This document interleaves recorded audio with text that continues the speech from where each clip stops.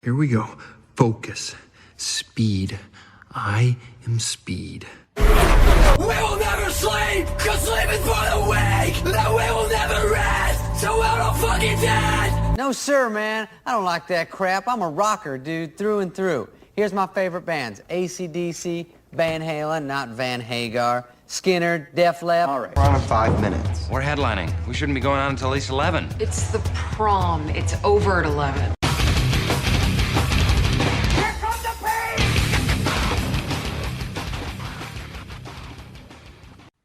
This is Cody with Buffalo Apparel Company, and you're listening to the IMG podcast with Sam Cox. Hey guys, what is going on? My name is Sam, and this is the Independent Musician's Guide podcast. I sat down today with Cody with Buffalo Apparel Company. If you guys aren't familiar with them, I'm going to link all their stuff down below. They've been a sponsor of this podcast here for a while, and we have a code that you guys can go use on their website, and you can just go to their website and type in IMG Buffalo, all capitalized and all one word, and you get a pretty hefty discount on all of your merch. I've said it in past podcasts, but if you guys are kind of gaining a little weight and you need to redo your wardrobe, you gain the freshman 15 or the quarantine 15, depending on where you're at in your life, and you guys need some new swag, then head on over there and use that code and get some free merch. I sat down with Cody today and we talked about a lot of different things in regards to merchandise and just running the whole entire merch business, whether you're a small business or you're a musician or band or whatever. We talk about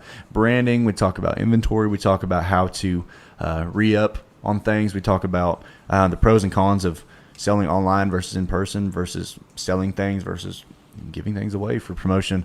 We talk about just kind of quantities on what you need. I like to think we've covered a lot of different stuff in this podcast in regards to just having product and managing your product too. So you guys make sure you pay attention to what Cody has to say. I'd like to think he's kind of a professional now at this point in the merchandise business. But IMG Buffalo, go to his website and you can get that discount. That helps out us and that helps out Cody at the same time. And you get some new swag all at the same time. So it just kind of helps everybody. Also want to give a shout out to a couple more sponsors.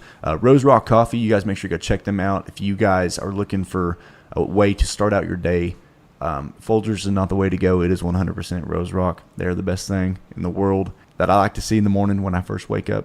I also want to give a shout out to Hank's Sound Lab. If you guys are in the Northeast Oklahoma area and you guys need something fixed, whether it's something small like a microphone or a cable, or you need an amp or a guitar or a speaker fixed or anything like that, Hank is a professional sound guy, and he's been working in the business for well over 50 years. He's ran sound for all of your favorite bands nowadays. He was with them at some of their first gigs, and he's very affordable and probably one of the best guys that I think I know in the whole entire music business. So you guys make sure to check him out. I'm linking Buffalo as well as Rose Rock and Hank's Sound Lab all down below in the description, and I would appreciate you guys checking all of them out. So without any further ado, here we go. Hey guys, what is going on? My name is Sam Cox, and this is the Independent Musician's Guide podcast. And today we are sitting here with Cody Fitzgerald from Buffalo Apparel Co. What's up, man? What's going on, man? It's been a while. It has. It has. Good to be here, though. Yeah. And Cody and I go way, way, way back. Way back, way more farther than we even knew that we went whenever he and I first really got to know each other. Yeah. So we're going to start off this whole entire thing by just kind of introducing you. Your name is Cody, and tell us about your business, and we're going to dive into a lot of different things about just kind of what you've done with Buffalo Apparel so far, what your future plans are. We're going to talk about what a lot of people probably want to hear about, which is merch, how to run merch, the ins and outs, pros and cons of literally everything about it, or just everything you want to tell in this time frame that we've got. And we're just going to kind of cover it all. And feel free to name drop a few people because I know that you're pretty connected. So, Not as where well you connected from? as you, though. Shit. No, where you from? And how'd you get started in all this? And take it away. Okay. So I am from Drumright. Okay. And where's that at in Oklahoma for anybody that doesn't know? Close to like Cushing, Stroud, over that way. And then, so I went to college at Northeastern State. Which is here in Tahlequah for anybody that doesn't. Yeah. No. And so back in 2008, and so that's how I ended up having ties to Tahlequah, and then left in 2011, and then came back in 2019, and then had the opportunity, just at the right place, the right time, and had the opportunity to buy Buffalo Apparel Company. And talk about how that happened, because you work somewhere that allowed you to kind of just get your foot in the door with that. Yes. How did that happen? The whole process of you just kind of taking over Buffalo? So I was just a bystander at this moment, and was just sitting there and heard the previous owner and the owner of the business I work at now talking, and they were like, hey, I'm thinking about selling the business. And at that time, I was a really big fan of Buffalo. And they were selling them at the place that you worked at. Are we allowed to name that place, or are we going to keep that out? Yeah, well, okay, we'll keep it out for now. Yeah. Okay. And so I was just a bystander, and they were talking, and he said, I'm going to think about selling it. And I heard him mention that. And so after he left, I hit him up. I just sent him a message and was like, hey, man, let's see if we can work out a deal and see if we're even in the same ballpark. And thankfully that we were. So we got all the things rolling, got everything done. And then I took over in February of 2020. And then so since then I've been running. You're rocking and rolling since then, man. So literally the next day after everything was legally finalized was whenever I messaged you guys. Yeah, the Raglan page. Yeah, I remember that. About doing a sponsorship and stuff, because I had just heard Love Liquor and A Place to Die and was just blown away. I just kept playing it over and over and over and over. And so I knew you guys were going on tour or something like that, but I didn't want to. Yeah, well, I was in like Des Moines, Iowa when you messaged me. I was like, Buffalo Apparel, I heard of them, because I've heard of them because I had seen John from Doc Fell and Co. wearing the hat all the time. And that was the only connection I really had to Buffalo. But whenever you had messaged us, I was like, oh, cool, because at that point in time, we were looking at trying to get some sort of partnership or endorsement or anything along those lines with a clothing company. So it was just it was literally right place, right time, and it all kind of fell together. So yeah, it's pretty cool. Yeah, I remember you mentioning that. Like, I think you had something like unofficial sponsorship or something at that time. Something. And I was like, man, I just wanted to at least throw the shot out there, shoot my shot type deal. And thankfully, we were able to talk and stuff like that and get something worked out. But yeah, I was just like, man, day one, I've got to, kind of turn this thing around and kind of make a name for it and see what we can do. And ever since then, I've just tried to hit the ground running and just do what I can to try to grow the business. And from a business perspective, which, a lot of people listen to this podcast that are in the music business. And so we're going to kind of really dive into that whole part of it. So I'm not going to try to cross any financial boundary lines of what you do and don't want to talk about, but I'm just going to ask them. So, no, you're fine. So whenever you bought the business, and this goes with whether you're buying a business or whether you're investing in your own merch, if you're a band, if you're a retailer, if you're whatever, anything, you had a certain price that you were buying the business for. And then explain kind of along the way what had happened where you paid yourself back. Like, did you get a loan to buy it? And did you kind of set back a percentage of gross sales to pay yourself back? Is it paid back now? Kind of all that stuff. Okay, gotcha. Yeah, a good question. So I did I had some money set back, and I took all of my investment and retirement money that I had at the time, and just a little bit that I had in savings, and then got a partial loan, and took all of that together and bought the business that way. And then I didn't have, that was everything I had. I literally spent all of my savings, retirement, everything. So I didn't have anything else to set aside at the time. I mean, it was a nerve-wracking moment where I didn't know if this thing was going to be successful or not, but it was just like, I'm going to give it 100%. Right. And we're just going to see where it goes from there. And so after month 1, well, let me backtrack. So I knew what the previous year's sales were from the previous owner. And which is always helpful to look at. Yes. Yeah. And so I knew what those numbers were.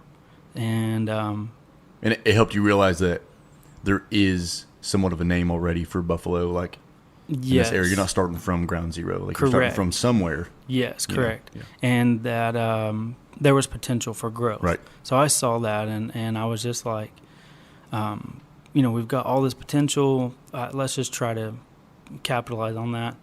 And so after month 1, I really saw that there was some potential there.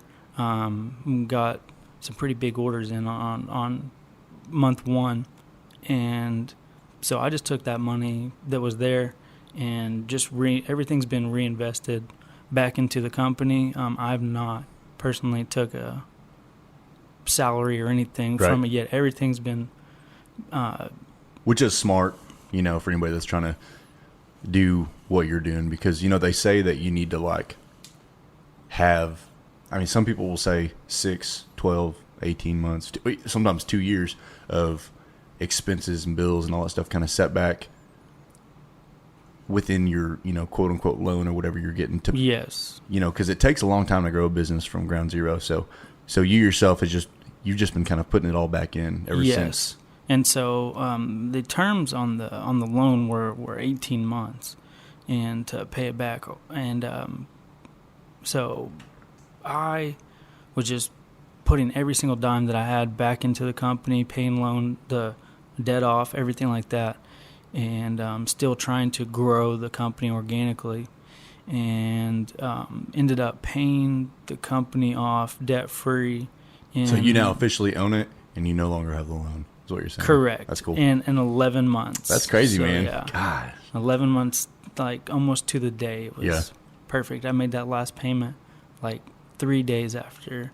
That's crazy, man. 11 months, yeah. Yeah, no, I'm glad it kind of fell in your lap, even now that we became friends over like the last almost couple of years or so, because you seem kind of like, in a way, when somebody has like ADD, like me and like you, whenever like business opportunities kind of like fall in our lap, like we're kind of able to just get it going. Yeah. You know what I mean? We Yeah. have no other choice but just to like go balls to the wall on this thing. And it kind of shows, because I've seen, you're at a ton of events around. Yeah. I've seen you, not that Cody wants to give away merch for free. I've seen you give away merch for free to artists because you know that they will wear them in videos, on stage, and photo shoots, that kind of stuff. And, you have the mindset of like, I'm investing in their, career, which is investing in me in return. And, you were, I think was it this year or last year when you were kind of the, you were the face of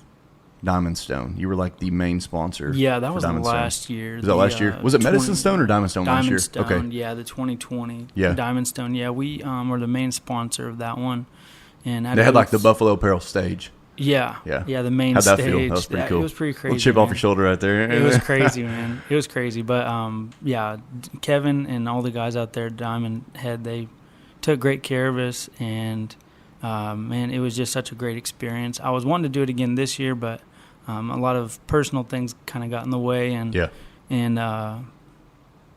kind of set us back on that. But I'm already in plans to do the same thing for next year, like be the main sponsor and do everything again for Diamond Stone. That's going to be, I just love like giving back to the Tahlequah area and being involved and being a part of the community and stuff. So that's why I want to keep a lot of the focus here on and let's Tahlequah. talk about that too, man, because like maybe it wasn't like this 3, 4, 5 years ago or whatever, but whenever I first moved here, there wasn't a whole lot of music going on. But let's talk about like Tahlequah music scene here for a little bit, and just kind of like the Tahlequah area in general. What made you want to move here, and what have you seen happen over the last few years as far as music goes? Because I have my perspective of it, and I think it's just been amazing. Like there's so many musicians and so many venues, even just in this small radius of Tahlequah. What made you want to move here? Was it the music? Was it the scenery? Was it kind of just everything? Or So for me personally, yeah, man, it was a combination of everything. The scenery, the ability to just drive 15 minutes in any direction and be at the lake or the river, right. Or be hiking a trail or anything like that. And then I'm a huge Red Dirt music fan, so just having that kind of base here in Tahlequah for music was just another big reason why I moved here. And man, the music scene's just exploded here. Yeah. It's been like really fun to watch. What are some of your favorite artists? I know you're probably going to leave out somebody, so don't like fret it too much, and you can go on as long as you want. Who would I leave out? I don't know, man. I don't know. Like you never know, because anytime anybody ever asks me, like, oh, well, who do you like in this? And I'm like, oh man, don't ask me that question. What are some of your favorite artists in this area, or anybody that you want to kind of give a shout out to? Sure. It can be venues, it can be musicians, it can be. I actually had this conversation with somebody like last week. Okay. So there are so many artists here in Tahlequah just that to me are underappreciated. Okay. And I'm just like, I wish that we could go to like Tahlequah community or go to the chamber or something and have some sort of event or recognition for some of the people that are here that are doing amazing things. I feel like Tahlequah music scene needs its own award show. Oh, if that makes sense. I would be on board for that. Yeah, there's so many musicians here that the joke is, and I've said this before on the podcast, but the joke is that it's hard to get people to come out to shows because everybody is a musician and everybody's playing every single Friday and every single Saturday. So like the people that come out to shows are just the other people in town that aren't musicians, but there aren't that many of them because everybody that I know here, I probably know 100 people that are musicians or sound guys or producers or venue owners. I'm serious. Connected in this some town. way. Yeah. Exactly. So, but yeah, so what are some of the people that you kind of just want to give a shout out to? So I personally love watching Raglan live. I know I'm not talking. I'm not name dropping, but I'm just saying, like, that's honestly my favorite. And then RC and the Ambers, I love them. Amber, Lance, Nick, they're all amazing. RC, amazing people. Can't forget JT. JT, yeah. Blaine Bailey. Okay. Oh gosh, man, that guy's amazing live. Yeah, he is one of the best acoustic artists I think I've ever seen in my life. The first time I watched him, I was absolutely blown away. Kid's got mad talent. I was floored. And then Doc Fell. Doc Fell. I've never heard of. No, I'm just kidding. John's gonna kill you for that one.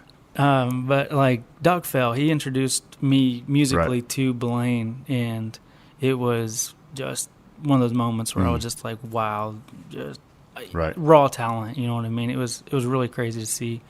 And Blake Turner, locally. Which, for anybody that doesn't know, Blake is also the local at 102.1. He's the program director, main DJ at the station too. So yeah, for anybody that doesn't know Blake, some of his songs, man, they just really hit home. And I feel like he's talking to just the everyday guy, the blue collared guy, and his music is just right up my alley. So I love a lot of his. And Blake's music is pretty cool too. Like he describes it as like heartland rock, I think is the way the term that he uses. I've never heard him say that one. It's kind of like, I mean, if you mix Haggard and Springsteen, that's kind of really what Blake is, all in all. So yeah, that's a very good I'm a big point. fan of him. His band is one of the best live bands I've seen in a very, very long time. Yeah. And I can't. Who am I leaving out? Dude, don't even ask me that question. I put you on the spot. Don't put me on the spot. I know you put me on the spot now. I think that's most of the ones that I see. Oh, Colton Crow. Colton Crow is awesome. Oh, I love watching Colton. Big fan of Colton Crow. Yeah, Raglan's supposed to be doing a show with Colton sometime. We had something scheduled, and then it's getting rescheduled. But yeah, Colton's a good guy, man. He's a really good guy. So I love watching him live. And then the Colton Crow and the Murder. The Murder's cool because, which I think I knew this from back in the day because maybe we were friends whenever this was going on. But there used to be a band in Tulsa called Murder of Crows, and I was like, what is that? And then this is like 10 years ago. Oh, gosh. And a murder is a group of crows. Yeah. It's like plural for crows. Yeah. So I thought that was pretty cool. So Colton Crow and the Murder is like Yeah, it Kinda was pretty cool. That was a really clever name on his part. Yeah. So and he's another one of those guys that just blew me away whenever he got a full band together. Right. And just live, it was Yeah. one of those deals where it just floored me. I'm just Yeah. like, what am I No, actually he's a good guy, experiencing? Yeah, for sure. Yeah, I mean, a few of the people that come to mind with me, and again, I apologize for anybody if I'm leaving you out, and we're locally friends. Sean, Mandy, Joe Mack, Hunter Ragland, let's see, Michaela Kilgore. Oh, yes. She's really good. Oh, Maddie Parks. Yeah, Maddie Parks is amazing. Man. Yeah. Maddie Parks. And what's crazy is we haven't even scratched the surface of the No. musicians that are around here. These are just people that I think I'll probably talk to in the last week or two. You know what I mean? Yeah. So it's crazy the amount of people that are in this town. Anna Jennings. Anna Jennings is really good. Really good. Really good. She just won some songwriter thing not too long ago. I'm so impressed by just like Yeah. everybody, and then like again, like you just hit on the songwriting, man. Even that side of things is Right. I'm learning. Like I'm not musically talented, but like just the songwriting side of things here in Tahlequah is Right. amazing. Well, and people compare Oklahoma and the songwriting thing to a lot of the other music scenes a lot in general anyway, because you've got, like, let's compare it to the Texas scene, for instance. Not that there aren't amazing songwriters in Texas, which is arguably more of like West Texas. There's a big, huge songwriting scene out there, but like when you think of Texas country, quote unquote, the Texas side of the red dirt music. I'm using a lot of quotes, like Air quotes. doing a lot of air quotes over here. You think of like people like Lyle Lovett and just the older Texas music kind of stuff. You know what I mean? Like the Reckless Kelly and the fiddles and the Flatland Cavalry. You think of stuff like that, and it dates way back. But when you think of Oklahoma and the songwriting, you think of people like Brian White, Dan Quells, Mike McClure, John Fulbright, Evan Felker, John Moreland, and dates back to Woody Guthrie. I mean, you know what I mean? Just the honest songwriting has always been an Okie thing for a very, very long time. And I've talked about it with somebody else the other day about how in Oklahoma people are always fighting the songwriter thing, which makes money to a point, but there's so many casinos and bar gigs and cover gigs also in Oklahoma that musicians and bands play at too. That, you're playing for 3 or 4 hours in a bar or a casino or something, and sometimes those folks don't want to necessarily hear the songwriting. You know what I mean? They're just like, play Freebird. You know what I mean? That kind of stuff. So I feel like in that Oklahoma setting, are you saying like most people would rather hear like a cover than originals? I think so, depending on the crowd. But what I'm saying is the Oklahoma singer-songwriter and just the songwriting in general is kind of sometimes overshadowed by the amount of cover gigs that there are in the state. Does that make sense? Yeah. So, but just a shout out to all the songwriters out there that are amazing, that are from this area. I mean, you know who you are, and even Blake Allen Lillard, man. Oh yeah, I'm a huge fan of his music, and I think he's wrote on some other people's songs. Yeah. Or wrote songs for other people. Right. He's another one of those that I'm just like Oklahoma guy that blown away. But you're just like, come on, man, let's do something big. Yeah, he's kind of one of those guys you're low key just really rooting for. Zach Bryan. Well, Zach Bryan's been doing some. He's been doing some amazing cool things, but still an Okie. Yeah, there's a lot of really cool other dudes around this area, and I know we're kind of getting more probably into the Okie record side of things. But Wyatt Flores is really good. I like J.R. Carroll.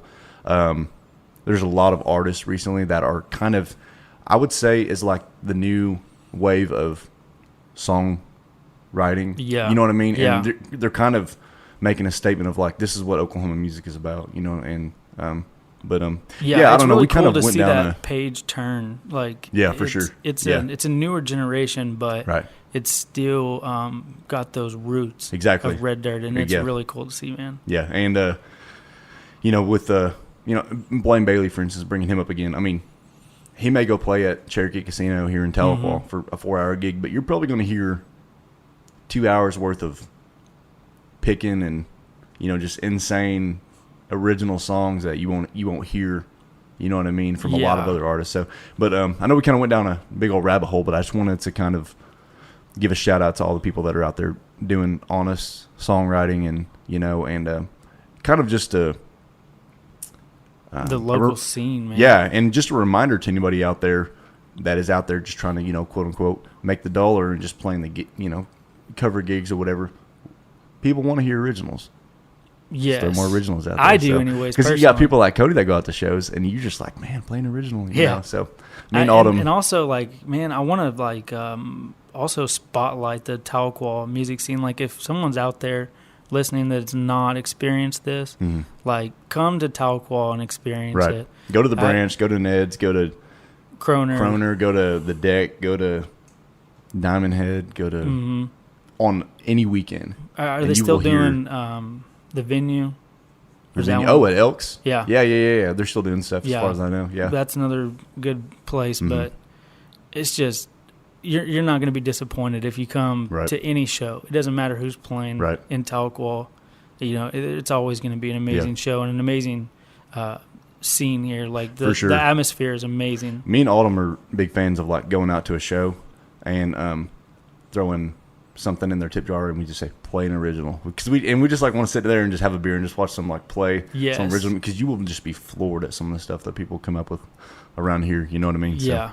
So, I can sit here and talk about the Northeast Oklahoma music scene all day, but let's get into some stuff that people probably came to hear to get advice from. So let's talk about merchandise. Sure. Let's talk about if a band, an artist, whoever is trying to get merch. What's some advice that you can give to people in regards to buying it, how to re-up, how to stay afloat, how to market? I mean, it's a really loaded question, but we can start with whatever you want to start with. Sure. I'll keep picking your brain about it. So. Yeah, that's another good question. So right off the top, I think if you're a band trying to create your own merch, there's a lot of great avenues you can go. But what I would advise is just figure out your customer base first, and then figure out your audience, like how many people are actually coming. Like, don't overshoot. Like, there's no need if you're just starting out, there's no need to buy 2,000 shirts and hats and stuff like that. So figure out where your market is and who you're marketing to, all your numbers, do all that side of stuff, and then really dial in on that, and then attack those markets. And so if you're getting 50 people at your shows, or something like that, or if you're getting 2,000 people at your shows, then that's a different buying process. But I would just really say that if you're just getting started, I would really just look into quality.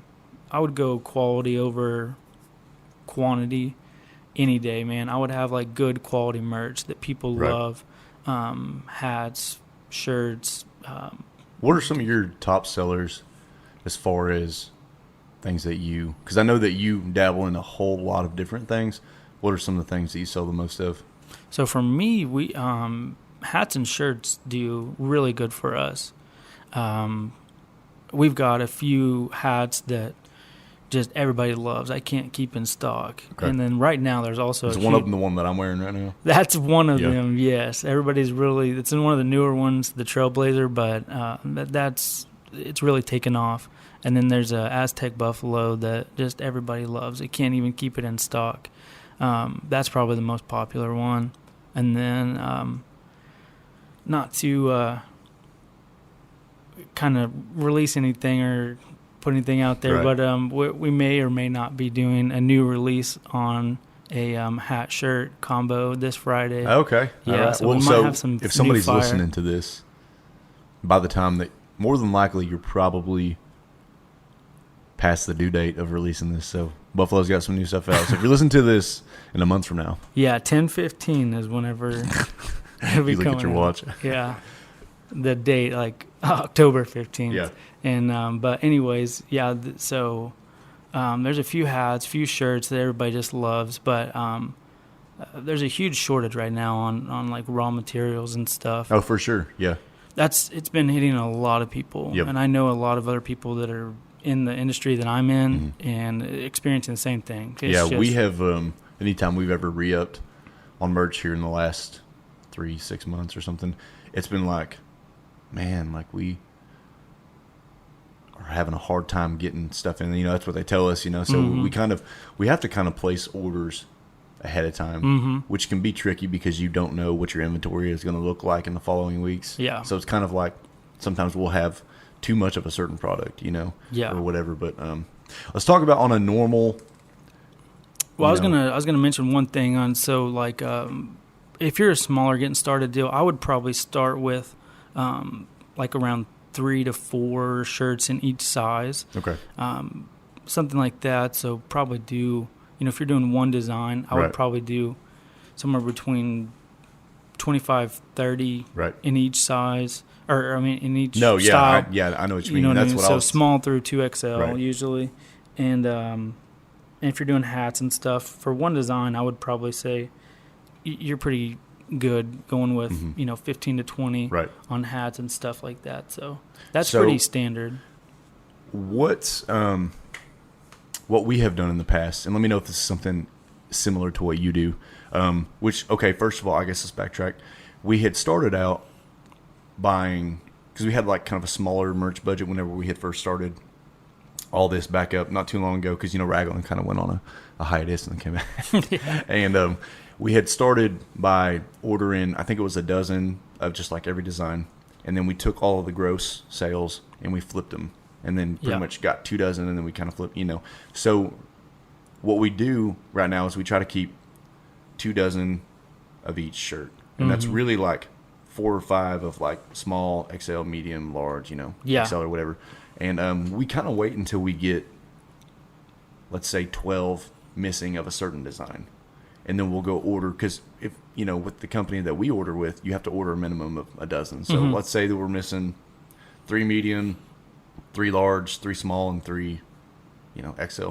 Then we'll order all of those. We'll do inventory every week or two, and we'll order all those, and just kind of, you know, place that order. But what we do is we make sure that we set back money to reinvest. Yes. You know, let's say just on say you sell a shirt for $20, and then they cost about 10 to make. Yep. So what we do is we make sure that we have that money set aside, and then the profit you can spend, but all of the gross sales you cannot spend. Exactly. You have to keep putting that back in, or else you're not going to have any more merch. Exactly. Now, there's that way of doing it, or there's the way of you can just keep flipping it. Do not touch your merch money until you've got 100 of each design, which may or may not be a good idea, because you may want to get rid of a certain design after a certain time. Yeah. Which we've kind of gotten bored of some designs that we've done, or, you know, or back in the day when we were promoting the Love Liquor and Place to Die shirt, we're not doing that exact shirt anymore because it's not our single. So talk about how you do your business. Is it something along the lines of kind of what we're talking about? Yeah. So what the first kind of method that you hit on, that's what I do. But, you know, there's certain designs for me personally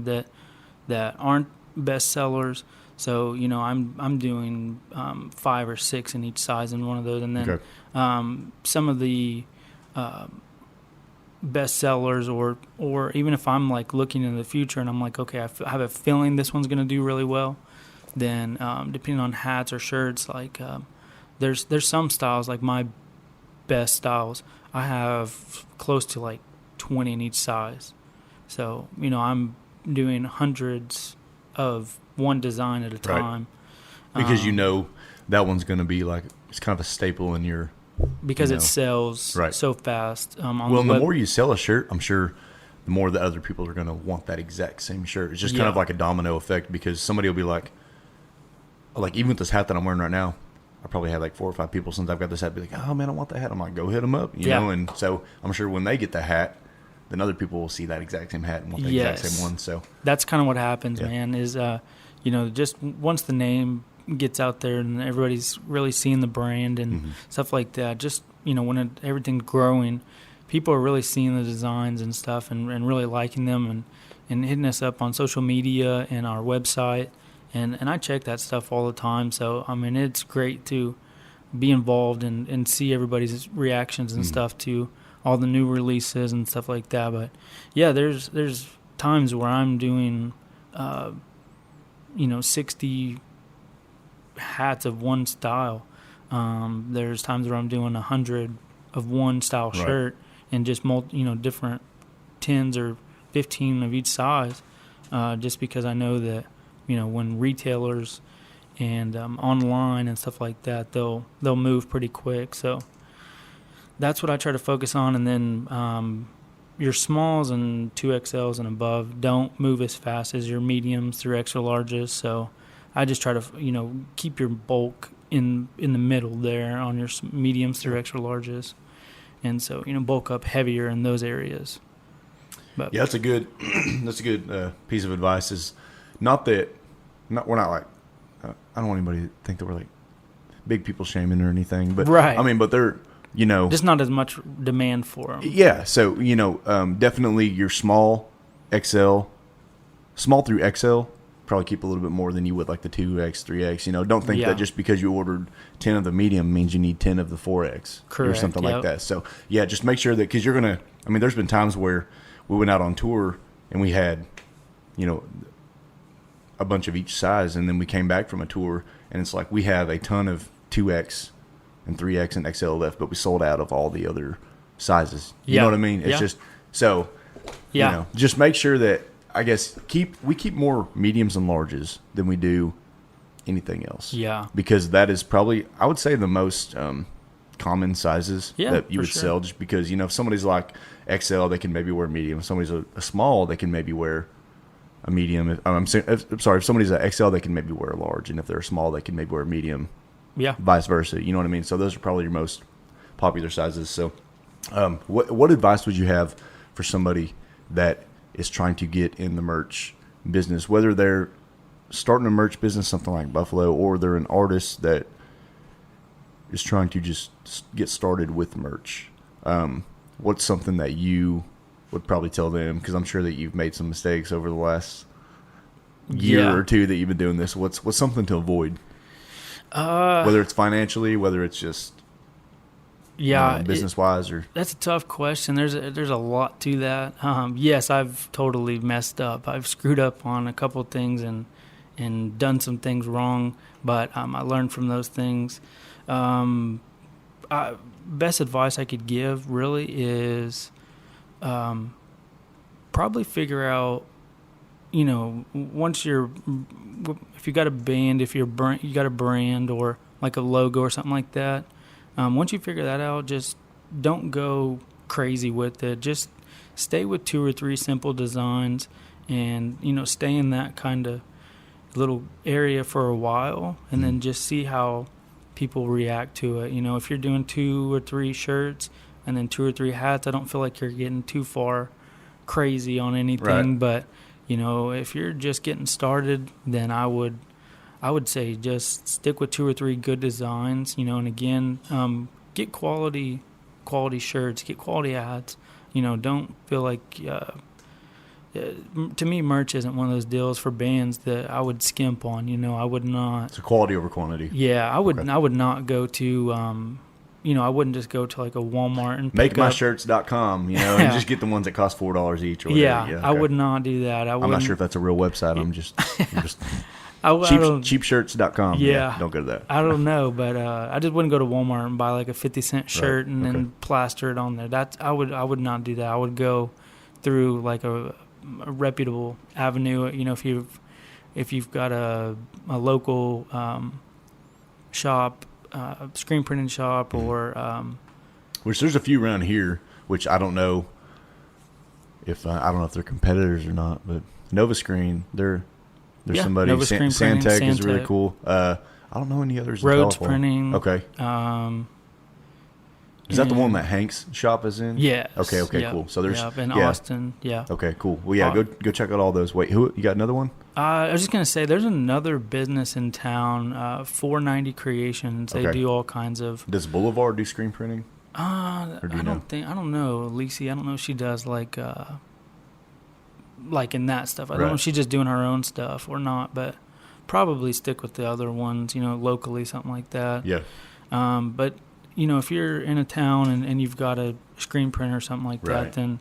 And always try to buy local, too. Yeah. I feel like that helps out so much because we've created good relationships. I mean, for instance, we use the folks over at Santec, Not that I have anything against anybody else in town. I know the people at Santec personally, and they're great over there too, for sure. Ironically, they help out with, Main Street Association stuff. I think a lot of them are part of that, and that kind of ended up feeding back into our career because, ironically, they book for Redfern Fest. Yeah. And guess who they're going to go to book the bands for Redfern Fest? You know what I mean? It was just kind of, I'm sure that every single person locally has some sort of connection, even if they're like, you're buying from them and then they come out to your show and support you and they buy your merch back from you. You're literally helping each other out. You know what I mean? So if you're going to makemycheapshirts.com, those guys over in Oregon ain't going to come to your show at Cronin. Or India. You know what I mean? Exactly. Yeah, they're not. Exactly. They're not going to be coming to your shows. So buy local because it helps out so much and just kind of makes a statement of like, we love to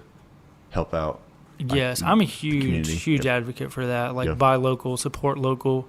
I love that, man. So if there's anything like locally that I can ever do, I love helping out, man. And like you just said, there's so many people here in our community in Tahlequah that love doing the same thing, love giving back, love helping each other. And, I definitely, if you're in a small town or if you're in a big market, if you have the opportunity to buy local or, do business local, I definitely would promote that for sure. So I've got, I think, a couple of other things that I want to run by you. One question is, can you have too many designs? Absolutely. Right okay. Absolutely. So from my aspect as a brand, I feel like I've got a good number in my head where I feel like it'd be too many. I haven't reached it yet. Right. I haven't reached that design, quota yet. But for me as a brand, I feel like, if I'm getting close to, say, like 40, 50 shirts, and then same like 40, 50 hats, if you got like 100 products total, that's a lot to handle as a company. But for me, what I like to do is there's some older designs that I have phased out. So it's kind of like a revolving door. You see what's working and what's not working. Well, and if you're getting out there and you're getting to, whether you're an artist or, you run a company like you and you're out at music festivals and shows and that kind of stuff. If you're getting out there and the shirt design is just not selling, it's not for lack of you not trying. Right. It's just not a great. There's raglan designs that we've kind of retired because it was just like, we've had this shirt for 6 months. We ordered a dozen of them, and we've still got 5 of them. So let's not re-up on this. Yeah. Again, I was going to hit on the band side of things, but as a brand, it's a band is a brand at the end of the day. That's very true. That's fair. Yeah. Yeah. So, but like for my situation, I'm trying to get a large number of designs that's maybe going to appeal to a larger crowd. Do you feel like when you are at something like a music festival or whatever, do you feel like having too many designs can hurt you in a sense? Because we've ran into the issue where we had there was a time where we had probably more designs than we needed, and people would stand at the merch table for forever trying to figure out what shirt they wanted. Yeah, I think you lose brand identity. Like if you're not true to what you, if you just have the craziest designs and just a plethora of stuff on the table, and you're not staying true to just what your design is or what your brand is, then I think people get lost in that a lot. Because I've seen people at the back of the line at the merch table walk away because it was taking too long for the people in front of them because they were trying to pick between a lot of shirts that we had at a certain time. And then I think after that show, I was just like, okay, we need to kind of narrow it down a little bit to we need to cut off a few of these or at least a third of our merch because it's, give them a lot of different options that are a lot pretty different, but not, make sure you have different options. Like we try to make sure we have a black design, and then we have a gray or a cream design. Yeah. And then, or purple or a pink or, you know what I mean? Just different colors, but not to the point to where it looks like, the whole color wheel is on your, your merch rack or whatever. Cause then people are going to sit, especially, people that are really into fashion and really care what they're looking like. They're going to be standing there for forever, trying to figure out what they're going to I think you hit that one perfect. But also your customers are going to tell you, You know, you just listen to your customers. They're going to tell you what they want, what they don't want. And, but for me, it's like a 2-year kind of year and a half, 2-year revolving door. If it's not, I feel like I give it more of a chance, you know, to be successful, and if that shirt's not taking off, or that hat's not taking off, or that whatever it is not taking off, then I give it about a year and a half, 2 years. But in bands and stuff, or band merch, I really feel like you were close, like on the 6 to 8 months. Like if you've given it 6 to 8 months and you're out touring there, heavy, then it's not a lack of you not yes, trying it's not to sell being that shirt in front of people right. and you know, people seeing it and stuff like that. Maybe, and it's to me it was hard for me to really accept that this design may not be for it. Probably everybody. hurt your feelings a little bit whenever you're trying to like design something. And It then did you're just like, man, like this it shirt did is at not first. selling. You know, I took it real personal. Right. But it's one of those things you have to learn. I mean, you know, for me, I'm still a year and a half, 2 years into owning the business, so I'm still learning. Every day. Yeah.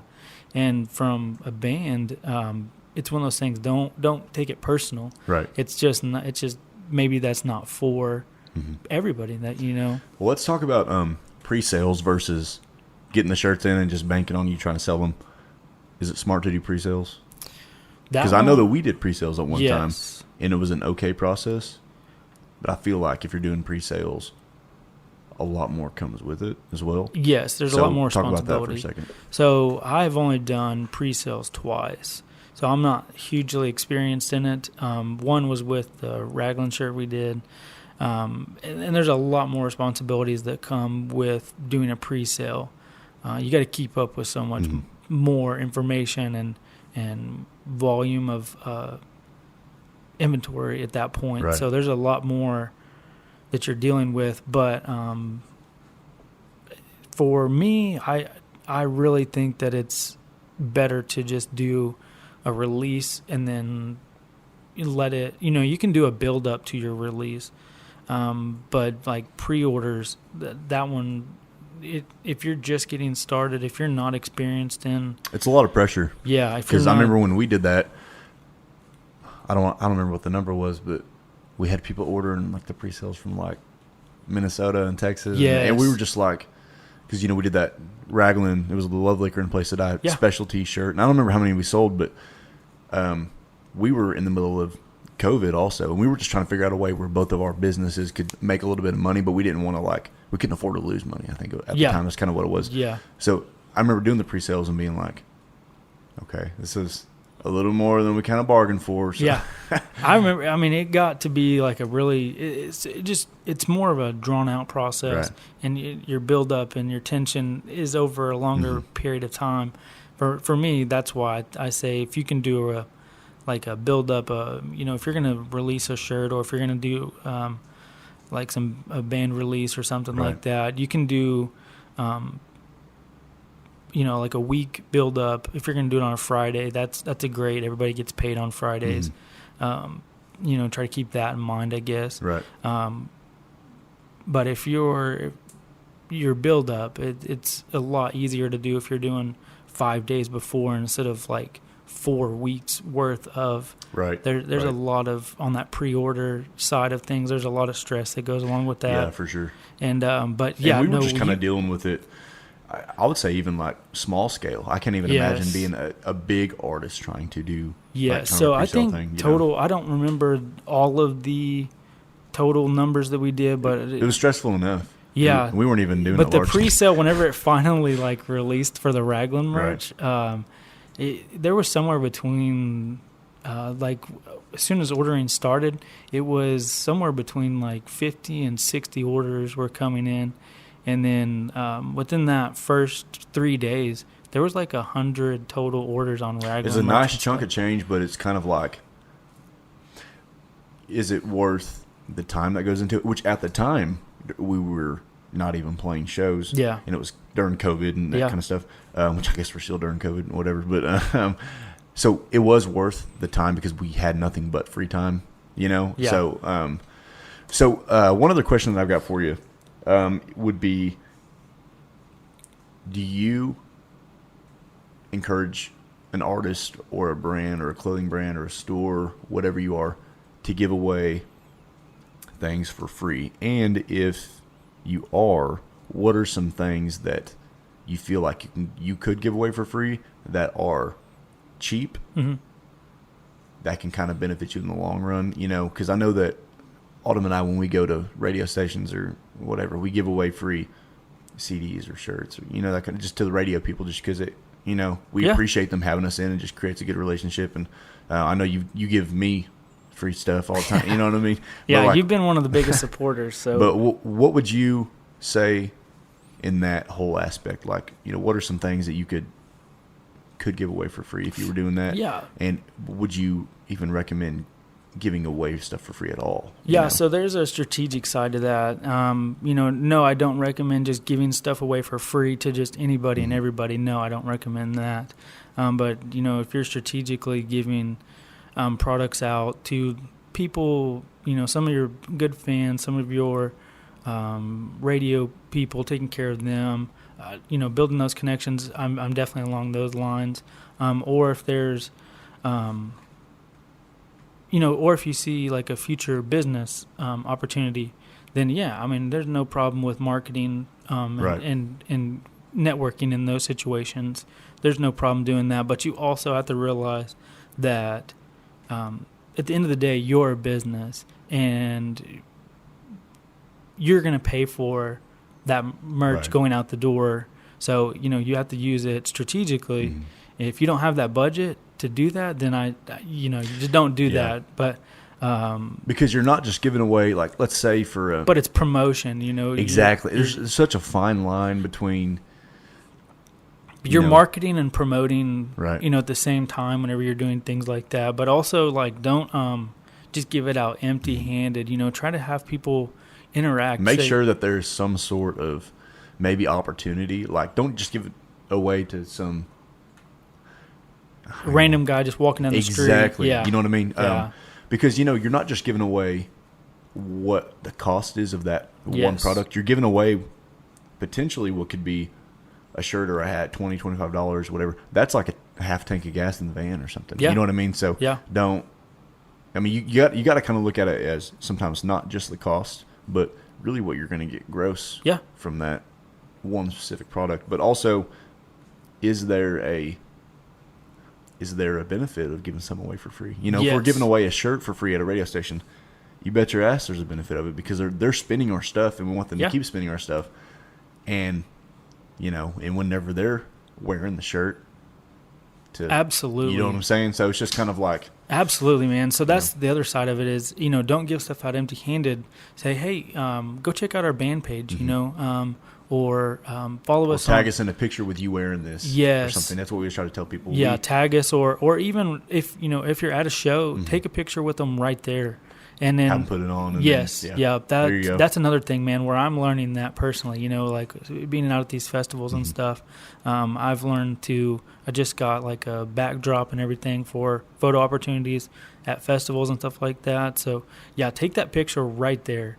When you have them right there in front of you. Like, capture that moment right there where they're with you, and then try to, if you're a band, try to make that connection right there when they're with you, because, you know, or make that sale right there when they're with you, because when someone leaves, you know, they're probably not gonna remember to go back to your website and buy merch or something. So, especially if they've had alcohol in their system. Very true. So make sure that take the picture with their phone, take the picture with your phone. Correct. So if they don't post it, then you still have the picture. Regardless. That's good. Yep. So one more question for you, and then we'll get you off of here. So, what is the benefit of selling merch online versus selling it in person? I'm sure there's pros and cons of both. Yeah. What are some of the benefits of doing it online versus in person? For me, what comes to mind, so in person, you're building that personal connection with your customer, with your fan, whatever it may be.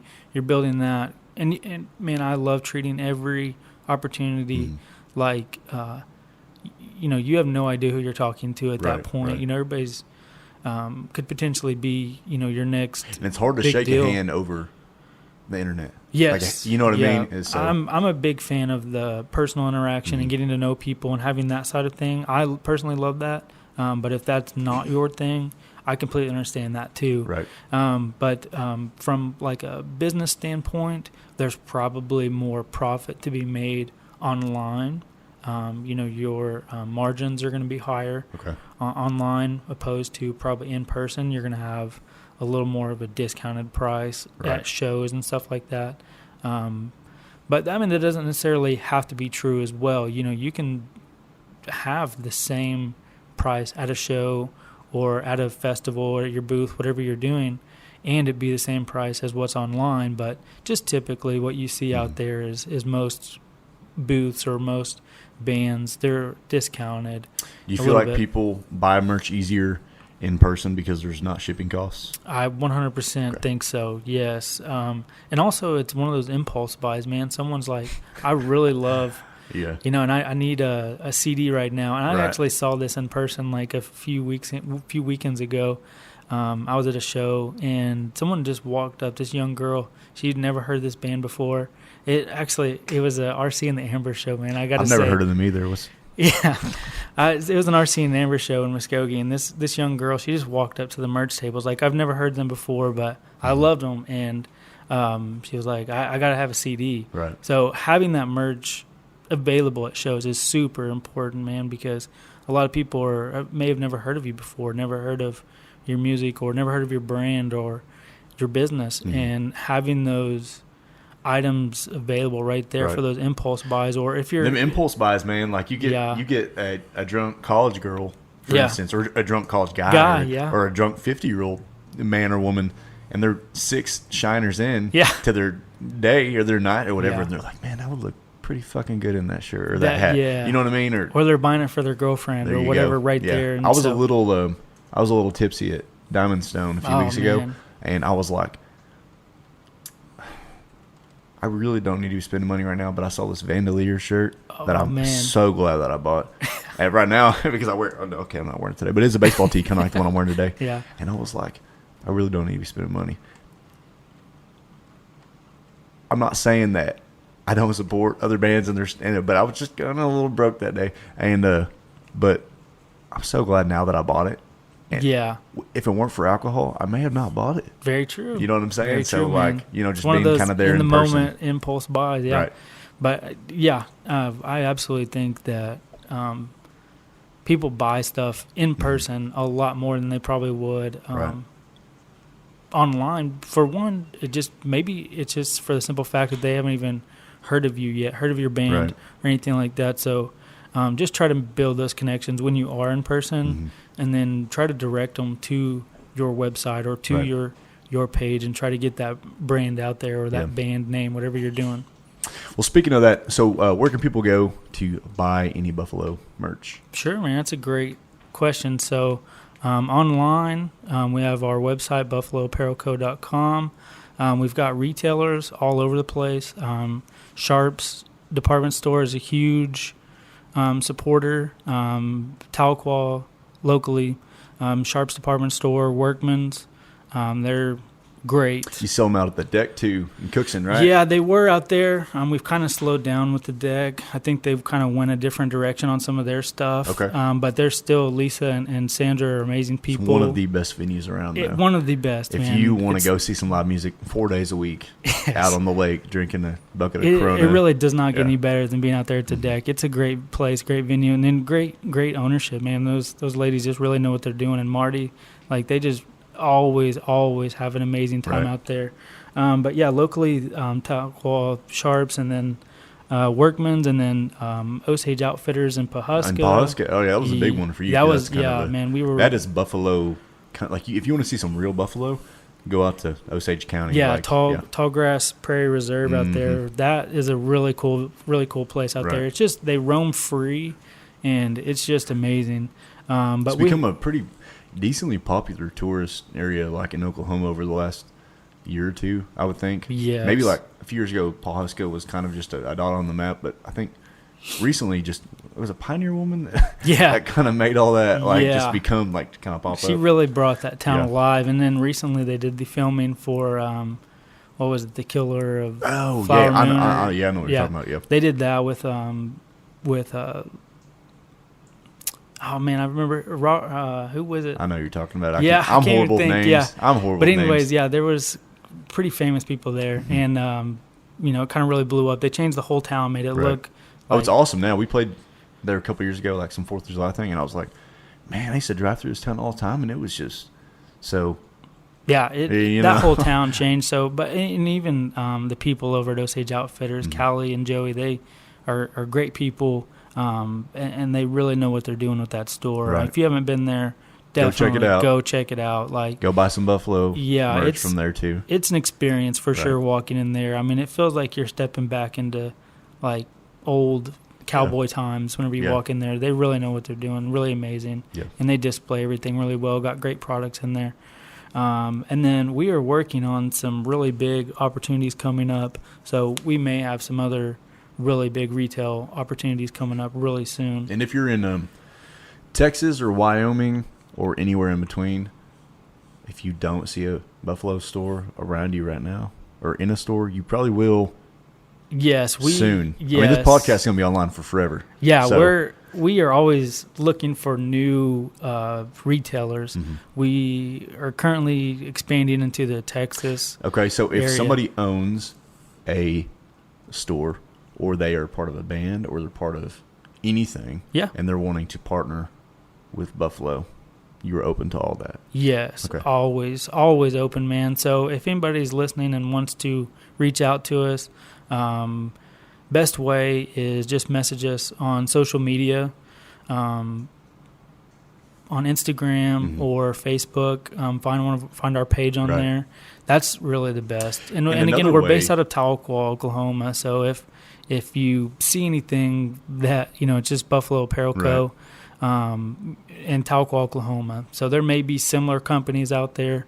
But that's the best way to really get a hold of us, and then we can exchange emails or whatever we need to at that point. But that's the best way to really get a hold of us. If you're a band or you're a business or you're anything, I mean, anymore. I mean, we still work together, you and I. Yeah. But it's more in a sense of like we promote each other. Yeah. You know what I'm saying? So like this goes for any band. If any band is wearing a Buffalo Apparel Co. shirt or hat on stage and they tag you, you're more than likely going to put that band on your story. Correct. Yeah. You know what I'm saying? And yeah, so it it's kind of cross helps promotion. Exactly. Yeah. And that's what we've really been doing for the last couple of years. Yeah. We did that shirt, but I feel like that's really kind of. I mean, I probably wore Buffalo every day for the last 2 years almost. Yeah. Well, just because I've had 3 or 4 hats, and then every 4 or 5 months you'll give me a new hat. I'm like, okay, time to switch out. This one's got sweat stains on it. Or, Again, man, you've been the biggest supporter for sure out there, and really helping us, kind of expand to where we even are now.